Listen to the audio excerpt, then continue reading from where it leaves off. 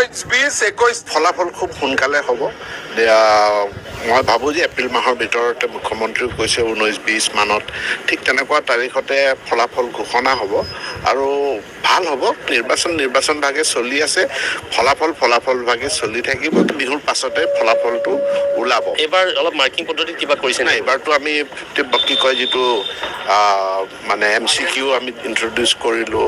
OMR চিটত আমি পৰীক্ষা লৈছোঁ গতিকে আৰু সেইবিলাকত মাৰ্কিঙত এইটো CBSE পেটাৰ্ণৰ লগত একে গতিকে আগত যিটো পাৰ্থক্য আছিলে সেই পাৰ্থক্যটো এতিয়া নাথাকিব পাৰ্চেণ্টেজ কম বেছি এতিয়া পাৰ্থক্য নাথাকিব আপোনালোকে সমতা দেখা পাব মেট্ৰিকৰ ৰিজাল্ট দিব কোন তাৰিখে দিব 19-20-21 তাৰিখ মানে মেট্ৰিকৰ ৰিজাল্ট দিব ঠিক আছে